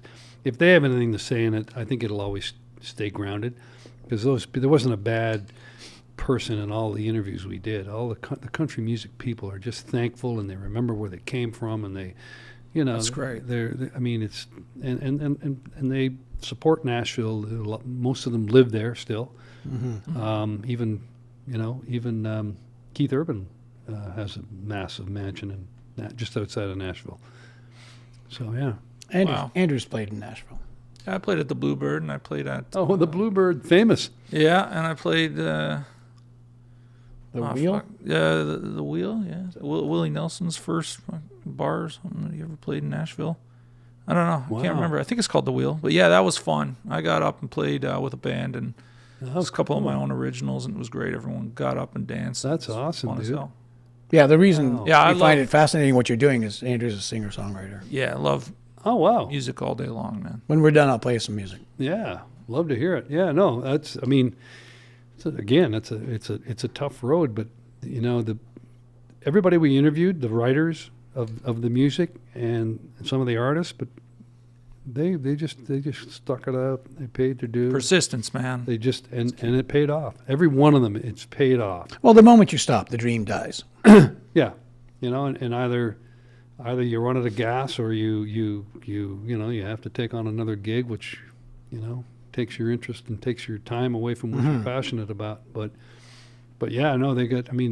Broadway now. Every country artist Jason Aldean's got a bar there, and Blake's got a rooftop bar, and we spend a lot of time in Gatlinburg, Tennessee, which is in the Smoky Mountain Park, and Blake's got that Red Dog, and what's the other one? Is it Jason Aldean? Yeah, it's Jason Aldean. Yeah, he has one downtown Gatlinburg there. I've never personally been in that one, but we spent some time in Blake's. So you got a beautiful. place in there? No, I have a motorhome bus. So we drive down in our bus and we take our dog, little camper, and my wife and I, we stay in the KOA camp. Awesome. What kind of dog? He's a half Yorkie and half Maltese? Maltese. He's Yeah. a Morkie. Awesome. He's this He's a tiny- 7-pound, I love it. Yeah. You know, how old? 2.5. Oh, good. He's got a lot. I mean, I think if God ever made a mistake, you know, it was these beautiful creature angels, you know, don't have enough time on this planet. Yeah, 12, 13, 14, 17 years. that's the truth. I mean, a turtle and a parrot lived to be 90. What the Yeah. fuck is that all about? I know. That's hilarious. I mean, so you got a bus. You got a good motor. bus? Like a big motorhome. Yeah? Big A-class That's motorhome. nice. Like how long? 40 feet. Shit balls. That's pretty nice. Yeah, it's pretty sweet. Yeah. So Yeah. you just winterize it here, store it. Yeah. Well, we stay at a park all summer long. I park it, and if I Here? need it, I take it out. Yeah. Around here. It's in our park right now. We have a site. Oh, And, okay. You close it up in the winter. Yeah. Yeah. Wow. That's nice, man. Yeah. Yeah, No, and they go down have to a- Tennessee every. I've every thought year. about that. You know, it's a different world. Just throw the dog and you just 100%. Just Yeah, man. we're in Tennessee 2 or 3 times a year. you bought it here in Canada. Yeah. Yeah. You found a deal on one. Yeah, I did. Nice. Oh wow. I'll have to check that out. Yeah, and we have Yeah. a ball. We drive it like a sports car down the highway. Yeah. And just watch the gas gauge, right? Oh, it's big time. People say, "What did you do on your vacation?" I said, "Well, I drove and pumped gas." Yeah, Yeah. yeah, But it's pretty cool. people ask about it, and all I say is that it's to go anywhere. It's the cost of a flight, but we both get to go. You know what I mean? Like, And you don't have to deal with. I mean, I fly so much. It's annoying now. I mean, flying, getting there, going through customs, waiting for your flight, waiting for your cancellation because that's going to happen for sure. Getting on the plane, breathing all the germs. I mean, it's just no. You got it. You do. yeah, I'm down. I'm going down Highway 75 towards Tennessee. My wife gets up. She makes me crackers and cheese and some grapes. Right. Pours me a juice and That sounds like living to me. Yeah. Well, It's cool. Hey, I mean, what else could you want? turn the and, generator on. She cooks me something in the microwave. And you got your little baby there. Your little 2-year-old. 100%. He sits up on my lap. She sits on, or he does. That's Yeah. awesome, man. Totally. That's awesome. No, it's great. Yeah, I've kicked that around a bit to do that. I mean, I think I'll think about selling my place in L.A. and doing something like that. I mean, I'm certainly not going to sit. I can't sit through the winters here though. It's just no fun. Yeah, It is no fun. It's like zero. Everything dries up. Yeah. It's zero. There's not unless you're a snowmobiler or you're a skier. But or even that's you're- It's you limited. buy yourself a snowmobile because of this year. I bet the snowmobiles are selling off the shelves this year. and But what happens next year Yeah. when there's true. no snow? yeah, that's right. Yeah. You know, it's a pain in the ass. Yeah. Unless you're way up north, then what's the point? Yeah, Right. Yeah, unless you're up north, there's nothing really positive about the wintertime. It's probably the only thing I truly bitch about all the time. And right now, our listeners are going, I agree with all that. Yeah. Where is your audience? All over the world. Really? All over the world, every country. Well, you've been doing Yeah, this quite a it's while, interesting. too, right? Yeah. Europe. But I mean, Toronto is literally, we go to set and there's always somebody that's been listening and everybody's talking about everybody's it. listening or It's great. watching. Well, that's interesting. And So Taylor, Sheridan, if you're listening and you want a good director, Call Randy. call Randy. He'll attest to Larry McLean being one of the finest episodic directors there is, a real team player. Well, let's get back to that for a minute. My plug. Yeah. Good. Shout out to Taylor. When you're choosing, I would imagine that when you're in that preparation, that you're some things are like clockwork. Certain scenes, certain shots, but you must run into some really unique moments, and you really have to give it some extra thought. First off, does that happen? Yeah, it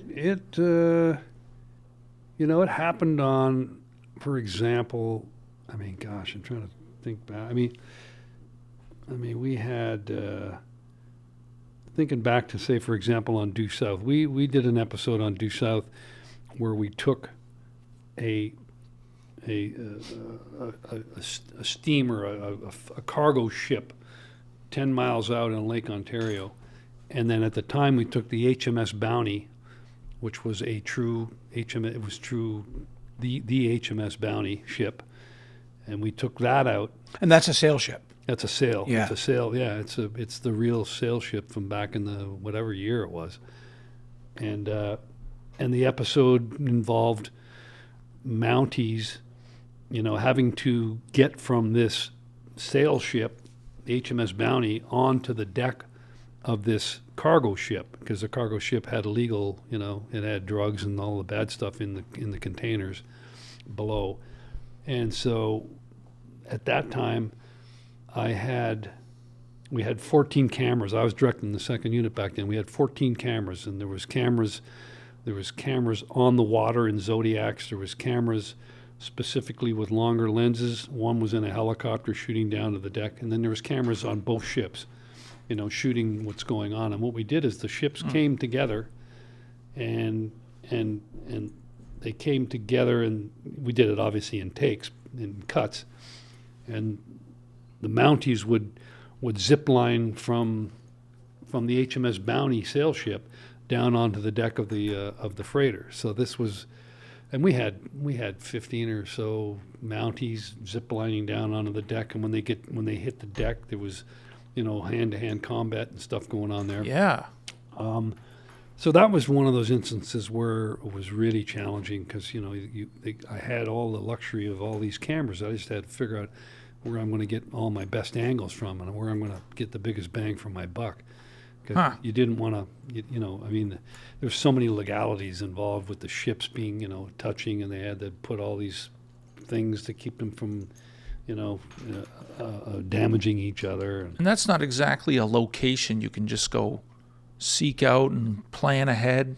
I mean, that must have taken a little improv. Yeah, you see the ship docked down at Queen's Quay in Toronto, and then you look at a ship, you look at a freighter ship that's God knows how long this thing was, and it's got a flat deck, so you just figure you got 3 masts, and you try to get you visualize in your mind we're gonna have as many people coming down these masts as possible, and figure out the best angles. And for me to close my eyes and visualize the scene and see it play in my head helps me map it out. Sure. And then I put it down on paper, and I'm very detailed when I put it down on paper, and so that on the day when you're running around with your hair on fire, you're answering 500 questions. Here's my calm plan. Right. Yeah.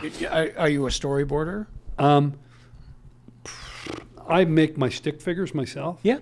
When I was doing some Star Trek, we did get involved. They do a lot of storyboarding there. Star Trek Discovery, a lot of. It's massive storyboarding there because they're doing some, they're doing some really interesting stuff. Sure. But for me personally, I do unless it's really something that production will supply for me. I'll just do my own stick figures, and I just know cameras are here. And That's for your personal. Yeah. Right. Yeah. And a lot of times the storyboards are distributed to heads of departments and anybody else that actually wants to read it, I suppose. And Yeah. it helps on the day.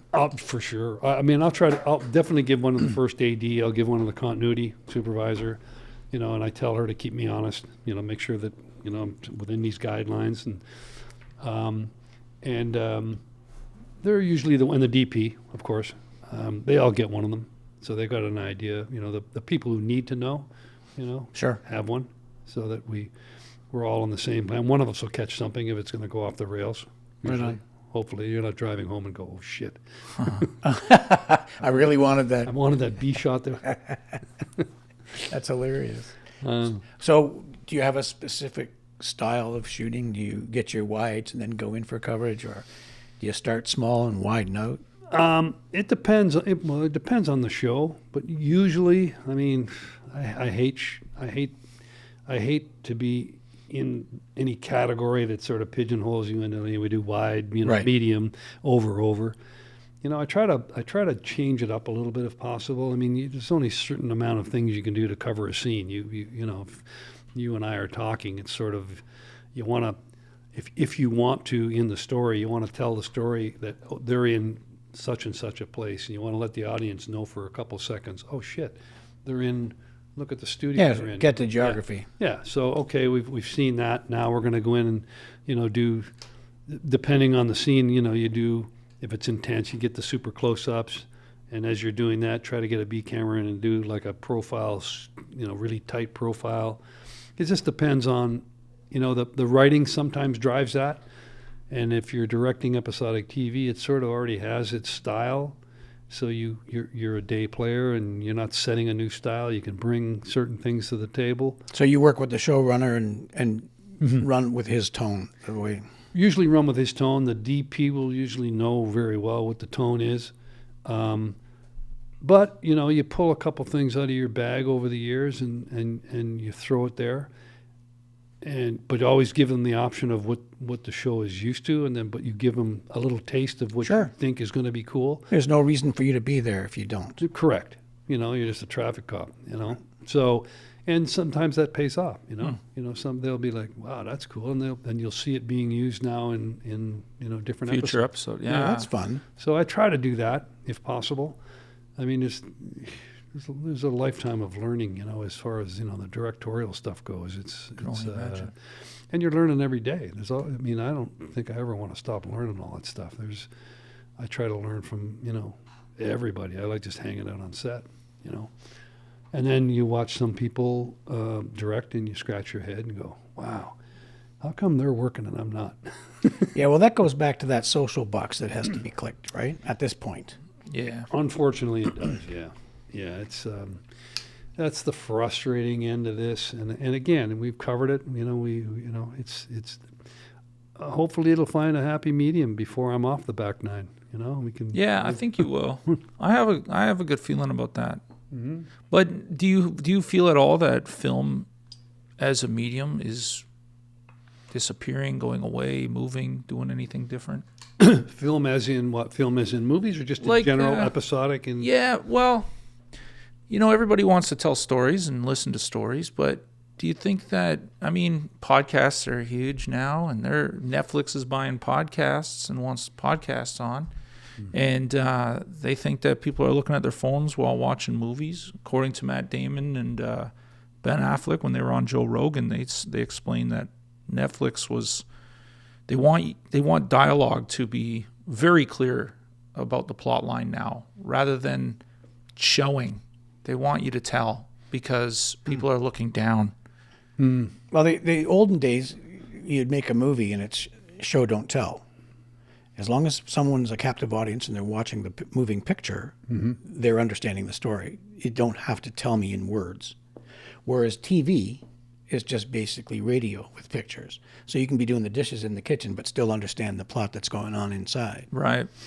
And now they're being asked to write everything, reveal everything. And to me, it sounds like, well, then film as we know it and what makes it so beautiful is kind of fading. the visual. Yeah. Well, I think episodic television, for example, episodic television has become a feature film every week. Totally. Taylor Sheridan. Taylor Sheridan, and the thing that got me, Breaking Bad was It's the best. It was a feature film every episode, and it blew everybody away. It was just like, what is? I've seen the series like 7 times. Well, it is. It's all one long movie. How do you put? Well, it is, but how do you put something cinematically so beautiful with the talented actors and the writing on the screen, like where you sit there, and nowadays, everybody has these giant TVs and whatever, so you're literally watching a movie every week. So I don't think it's ever going to. Ben Affleck and them have a certain take on it, but I think the visual will always still be there. A good story and the visual to back that story up and all the show, like again, Taylor shows are all that. Taylor shows are all, I mean, they're visual with fantastic stories and acting. I mean, I don't think any of that's going to change a whole bunch. I think Even with AI moving its way in and all Yeah, that. I was actually just going to bring that up. Yeah. AI. I mean, I'm Just being in LA and kind of seeing some of this stuff, maybe you have some insight. I haven't. I think it's a bit of a scary time right now for, I guess for, I mean, I think more so. I think for actors and for voice actors and whatnot. I mean, AI. Gosh, the things that are happening with AI. I mean, I know that Tyler Perry, who's a bazillionaire who in Georgia has some of the biggest studios and has, he's got TV shows going all the time. He was ready to build a, I don't know how many $1 million, $800 million or something. new studio. Yeah. And, AI hit and all these different things you can do with AI. And he's just like, put the brakes on it. He's like, Yeah. "No, What's we the don't point?" We Yeah. don't need that. We can do this X, Y, Z. It's crazy. I mean, the stuff they can do now with AI, it blows your mind. And then, I mean, you can be Randy and I could be walking on the beach in New Zealand, and it would just, it's crazy, man. Would we have a beer? In our, We would probably start off with a beer, and then we would probably do something on the rocks, like Nice. like a nice whiskey or something. yeah. I like that. Yeah. I hope I'm there. I love this show. Should start writing it. That's hilarious. But yeah, AI. For me, I don't know enough about it. It's a new world for a lot of people, and it's obviously scaring a lot of people, and I think as it expands and develops, it's going to affect some people in not such a great way. Because, I mean, as a producer, it must be somewhat exciting, cost efficient, all this kind of thing. Cost efficient for sure. I think it's as a producer and as somebody who wants to get content made, I think it's going to be a good thing. Yeah. I mean, it's going to be. I mean, that's no lie. It's going to be the cat's ass. It's going to really be the next thing, and who knows in 15 years from now. I mean, this whole world that we're in, the film business, is going to be a different deal. Yeah, that's the thing. I don't know. And hopefully for the better. And as AI develops, then there'll be other jobs probably, and hopefully, uncovered for some of the people that are put out of a job because of AI. I mean, there's going to be I think the younger people have to jump on that boat.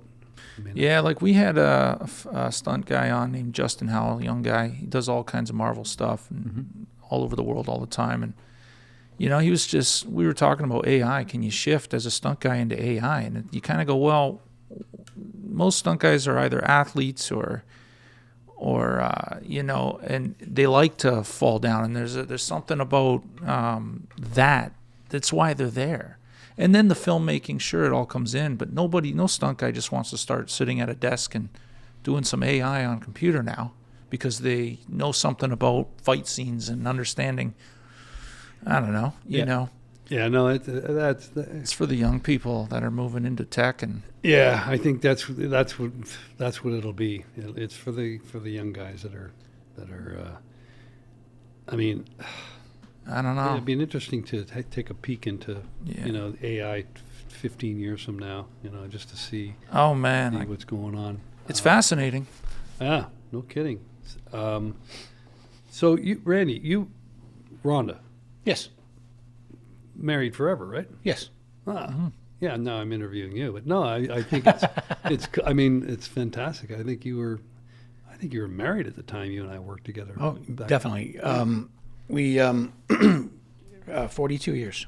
Wow, that's a record in our business. Yeah. She's been my mom for a while too. Yeah.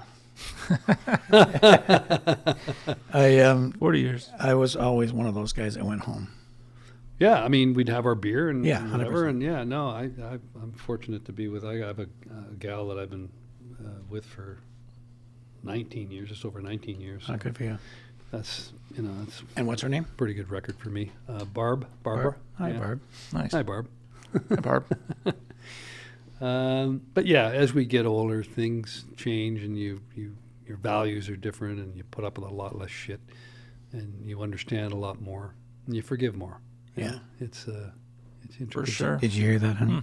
It's and we're fortunate to be getting older. Yeah, I was very fortunate, Larry, to meet up with a lady that, in the beginning, she thought all stuntmen lived in the same house in Los Angeles.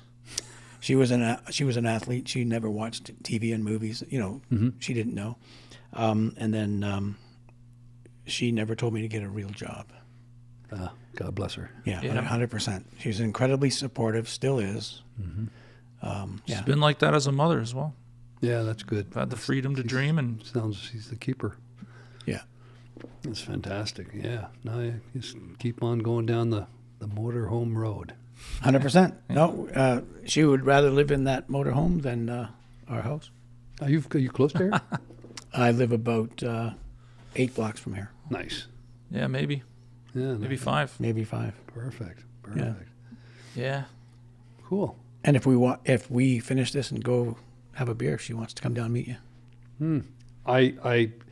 I'm on the tail end of I heard. antibiotics, and I landed on the 13th. I got a little cold on the 20th, and it'll tickle in the throat. I'm like, whatever, power through it. It's cold.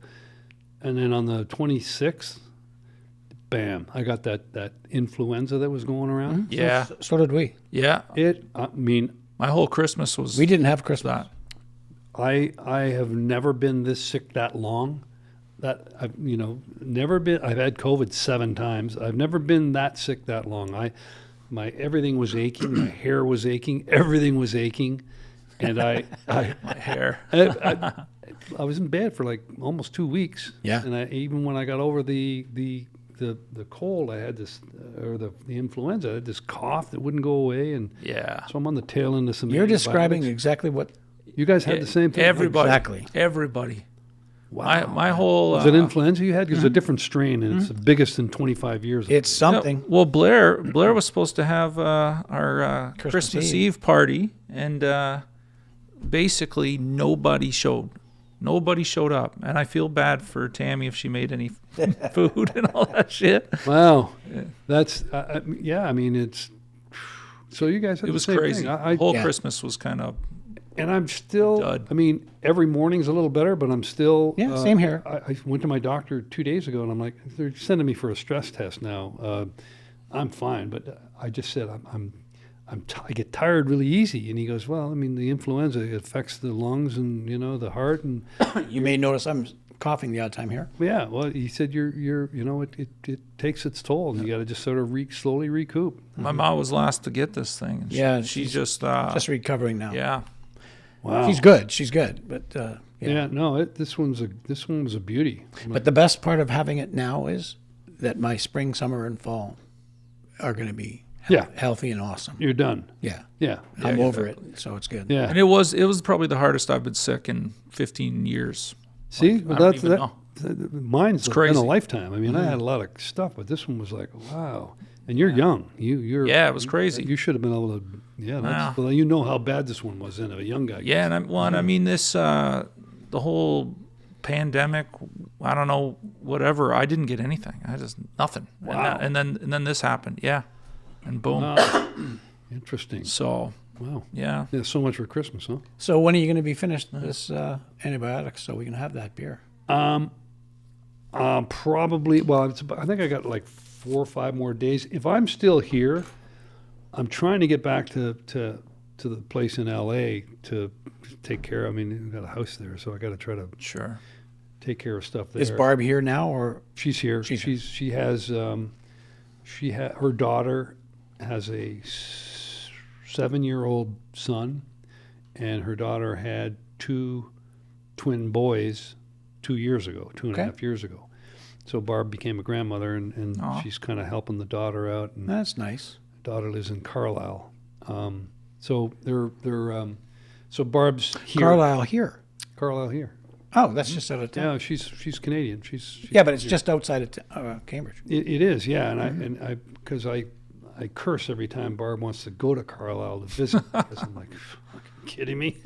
They used to have a Beautiful drive. bluegrass concert in Carlisle. That's right. Oh. That's I right. went every year as a kid. Yeah, That's sweet. It's beautiful, beautiful country, and they have her daughter and husband have a really lovely home there,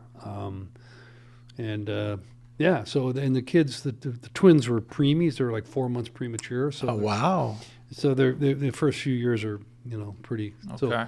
I'll probably go back. I'm thinking the 5th of February to LA, and then Barb will come back, go down there in another week or two. Did travel- you met Barbara here? I did. Yeah, I met her in Port Credit. And when did you guys move to LA? I was going back and forth a lot all the time, Sure. my lifetime. But we 2007, 2008. Oh wow. I got a condo down there, and then had that for a few years, and then sold it and got a house in 2011.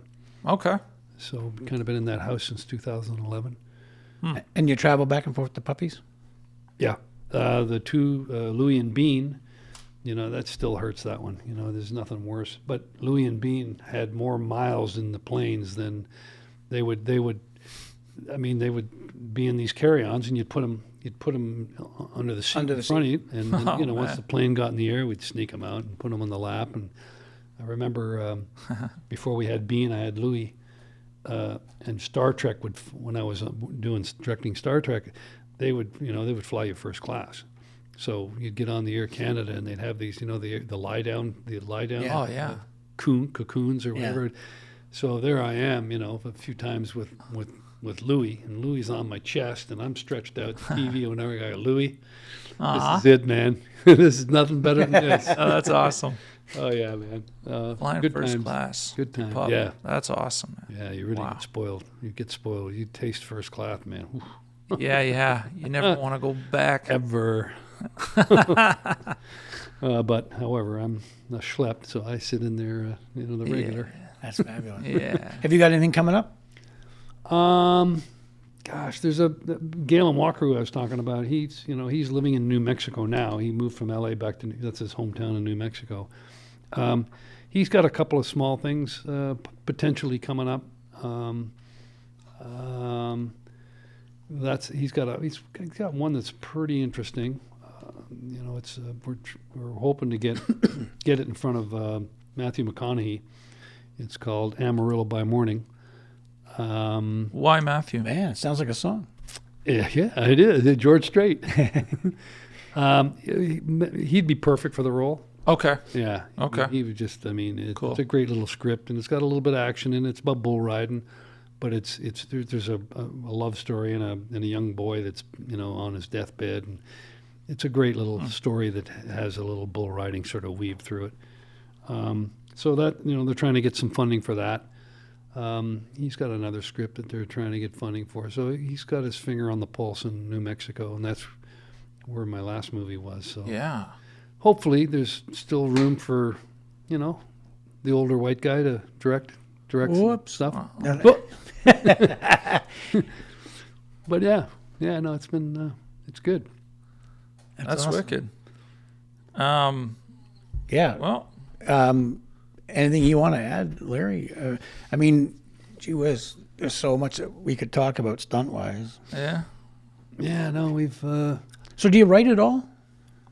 I don't, and a lot of people claim to be writers. Of course, everybody claims to be a writer Sure. or a director or, but I do not. I of course I understand scripts and I can make notes on scripts to most often make them a little better, make them fit, better. But no, I've never been a writer. Just wasn't my deal, man. It wasn't my wheelhouse. Sort of, you read enough, and you understand the scripts well enough to know what's good, bad, or Well, you understand story. yeah, whether you want to get involved or you whether you want to try to make it better, or if anybody's going to make it better, with your input. But yeah, no, never got involved in writing. it all starts with the blank page. Sure it is. And it's like a number one song. I mean, if it's not on the page, if it's shit on the page, it's going to be shit on the screen. I don't care who your director is. You can have an amazing director with a bad script, and it's just going to look bad. And the director's going to look bad. Well, how do you tell a good story from a bad story? That's a good question. I mean, Well, no, like if the script sucks, well, yeah. I mean, you can do your best. You can do what you can. yeah. But then if you may end up having to rewrite the whole thing to accommodate, make it a good story. Yeah. Well, What snags you? Is it a writer or a script? Script. Yeah. Yeah, always a script. I mean, I imagine most writers write bad stuff, good stuff.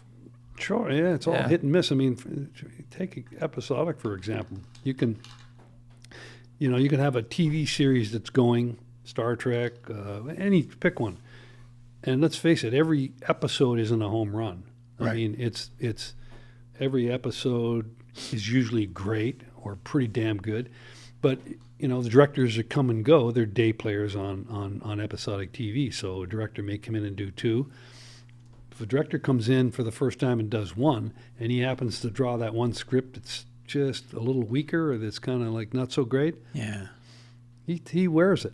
It's just like, all the other, the armchair quarterbacks, the producers, exec producers, they're like, he wasn't so good. That episode didn't turn out that well. It was like, no matter what that director did, he couldn't change the foundation of that script. He couldn't. Right. He literally didn't have, the authority or the ability to make it better.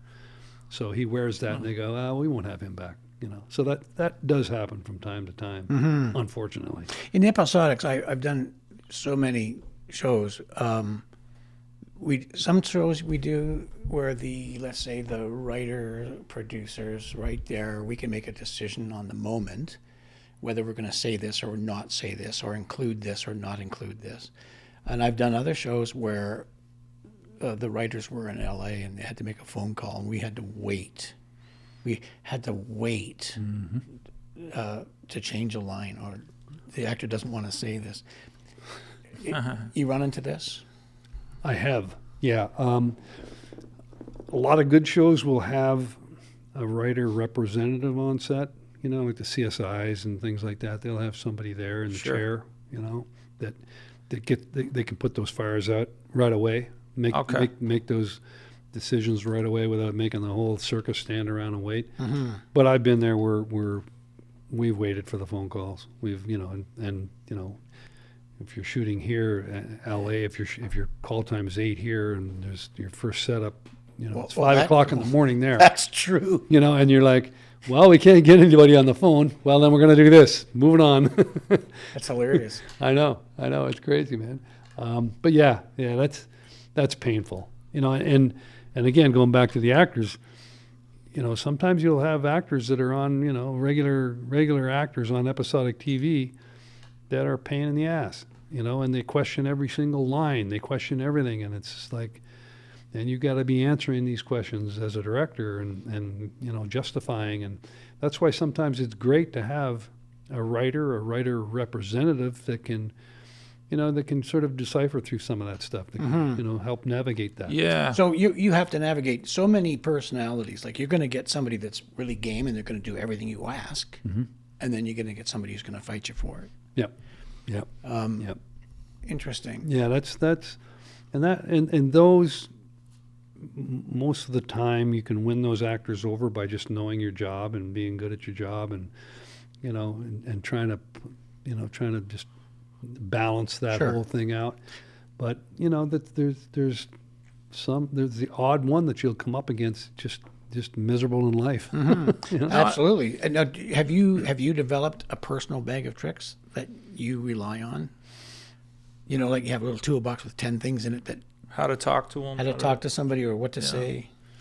Yeah, I mean, not really. Everybody's different. Every personality that you come across is, of that type is somewhat different. So you're not gonna win those battles anyway. So, for example, if you're on as a director on an episodic show, they bring you in again. You're a day player or whatever, and you got one of the supporting actors or the lead actor, if that person is, difficult, then you have to sort of walk on the eggshells and state your case as professionally as you can and in their language.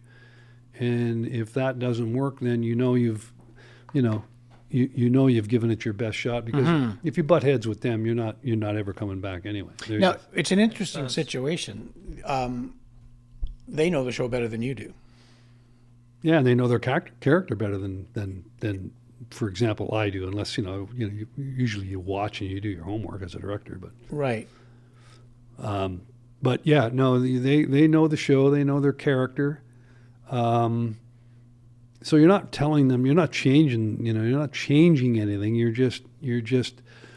It may be the fluidity of the scene that you want. You may want them to just keep going, and you're trying to do half of a oneer or whatever. Right. That kind of a deal.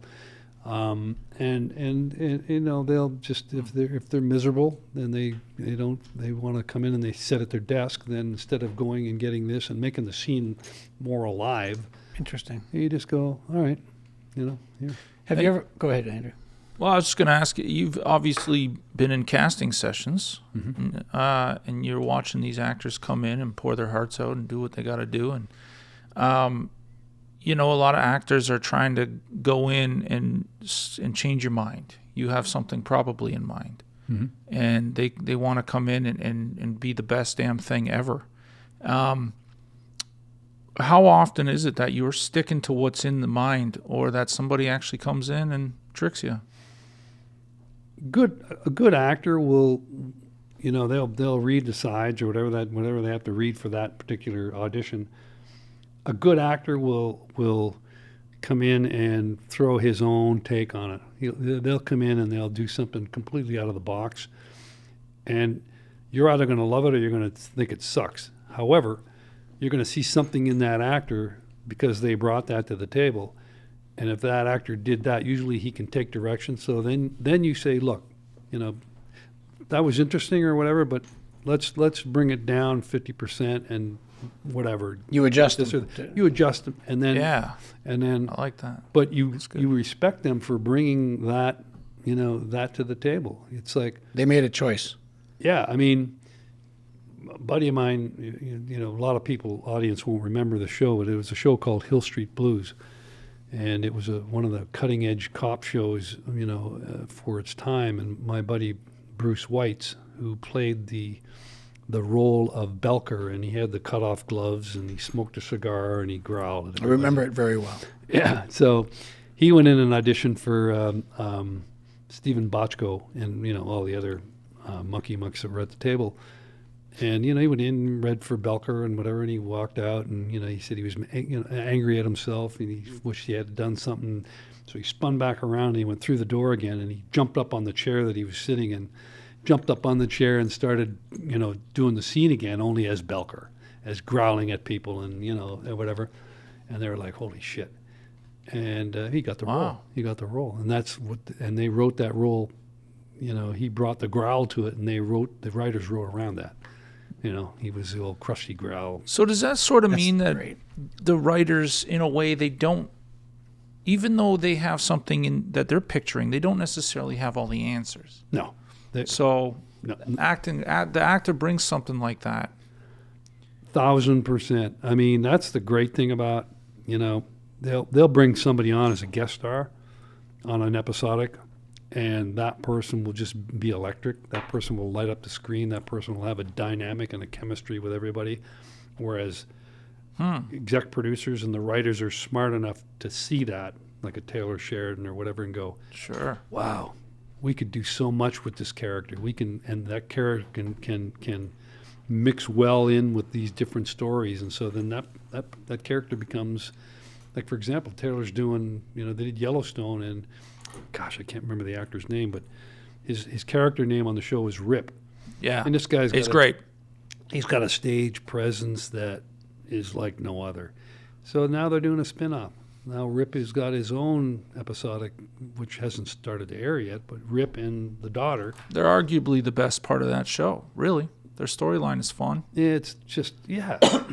So it's the writers, the writers and exec producers, these are smart people for the most part. And if, they see something like that, they jump on it. Guys like Sheridan, they're like Sheridan, Taylor Sheridan is just like, yeah, they see it and they jump on it and they just expand on it. Now, you mentioned the execs and the producers and what have you, and as a director, what I found in commercial world is that the director's there to make whatever decisions, but the advertising agency, the creatives, even though you made decisions as a director, they step up and say, well, we're not doing that. And it's almost like I've been embarrassed for some directors I've worked with because they're almost like a waiter taking orders. Do you find that in episodic television as opposed to shooting a feature? That you're dealing with a writer, a showrunner, who is dictating how you might approach something? Not so much. To a degree, I mean, the bigger shows, they'll hire the bigger shows, i.e., example, Star Trek and I'm sure Taylor's shows, and some of the other bigger episodic shows, they'll hire a director and they'll have a lot of faith in that director. So there's not a lot of babysitting going on. I mean, they hire him and they have full faith and they hire him because they know he can get that job done. Right. But I've been on shows, episodic shows where, a couple of Disney shows where, there's you got the voices behind you. You're at the monitor and you've got everybody, knows better than you, and so they got their 2 cents worth. So it's a bit of both, actually. Fortunately, I've had less of the people over my shoulder, which is good because as a director, when you've got somebody over your shoulder, piping in your ear, it's probably one of my biggest pet peeves as a director is to have, I love the collaborative effort, and I mean, I'll take that all day long. The props guy will come up to me and say, what about this? What about that? Totally. I'll take half of his idea, and he may spark something else in me where I'll take it somewhere else even. So it's collaborative art. This is not a novel. 1,000%. I make that clear on every show that I go on. I just go, hey, guys, come to me. I may not take it all. I may take a bit of it, but don't be afraid. No, I love that. So if you've got a good, writer representative there, that understands how the whole mechanics work and how to put their 2 cents worth in, it's a nice backup, because he's there to get what the producers want, right? And he's another set of eyes. I mean, let's face it, the episodic world is, like I said, you're driving a set and you're already an hour behind. Totally. It's like, so you got to have as much help as possible. Right. Okay. Yeah. Traditionally, television has always been a writer-producer medium, and feature films are a director medium. Yeah. Yeah. You're doing a feature film. That's your baby. That's nobody's going to snip the arms off your baby. It's like you kind of have your vision kind of has a little more staying power. And that's the Love, Courage, and the Battle of Bushy Run was a beast, man. I had all the elements. That thing was. We had 2 days in the studio, and then we had the rest of the 20 days or whatever it was, 22 days was in the Atlanta fields and forests. Right. In October. So how did that come about? Were you approached, or did you approach somebody with that story? How did that work out? The writer, there was an older rich guy who was like 89, 90 years old. His father wrote a book called The Battle of Bushy Run, the true American history story. So before the father died, he asked the son if he would, before he said, will you have a movie made of this? I want to, and so this guy, the son became, 89, 90, extremely wealthy guy. And he knew the writer. And so, long story short, the writer sat down with the old guy, and the writer did research for 3 years of the story of Bushy Run, and they he wrote the story, and then he took it to a guy named Dave Johnson, he's the one that's doing this country music Okay. thing, and he's the one that had Sue Thomas, FBI, and Doc. He and I have been working together for years now. So they took it to him, and Dave thought I'd be a good guy to direct it. Nice. He came to me, and because it had Native Americans, it had soldiers, it had animals, it had stunts, it covered everything that a director would probably. I just wish I was available for it, but keep going. Yeah, no, that's one of those deals where they hired a local stunt coordinator in Georgia. Sure. And the young guy that lives down the street from me, Stan, who's a stunt guy at Universal, he was dying to get into SAG and get his, and I've always tried to help, and I continually will, anybody that I possibly can in this business. Absolutely. I'll Totally, bend over man. backwards. It's what it's about, man. I think that's I'm still alive, and that's my goal, is to help as many people as I can, and that's the truth. And so I got this guy. I said, you go down to Atlanta and work as a local, and I'll force them to hire you. And so he went down there, and he got 4 days work, got a SAG card, Sweet. and now Good for him. happy as a clam. So yeah, and it's it's a good feeling. I feel good about it too. It's Absolutely. if you can do something good in this world, do it, man. Yeah, man. If you're not here to serve, what are you doing? 1,000%. Yeah. 1,000%. So, yeah. So that's how I got that gig. Dave Johnson's hired me a lot over the years. That's nice. Believed in me, and I've had his back, and Yeah. he's an executive producer, showrunner, creator. So yeah, it's been one hell of a World journey. of partnerships, man. Yeah. No, the journey continues too. Hopefully, It's beautiful. Yeah. We're not going anywhere. Larry. no more flu. No more flu. Yes. All this year is going to be awesome. Yeah. That's Well, hilarious. Larry, on that note, we're coming toward the end, and we'd love if you would do us the honor of perhaps signing this table. Oh my gosh. I'd be honored to do so. What would you want the Larry McLean, right? I think what you should do is sign it any way you would normally sign your name. Mm-hmm. You know how to spell it, right? And then He's not a writer. Sometimes I leave out an A. If you feel so inclined, Larry, also draw a picture. You can see where people have drawn pictures. If you have a picture, I know you're a stick figure guy, but and you can come over here and You don't want pick a my nice. picture. Yeah, anywhere. Nice. You don't want my picture. Yes. Just don't go over Never. the crease there. That's what you said last night. Oh, Uh-oh. All right, hang on. I can't see without these.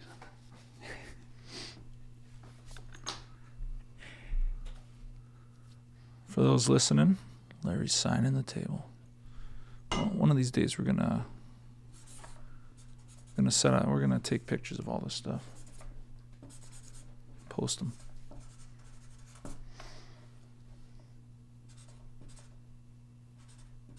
Beautiful.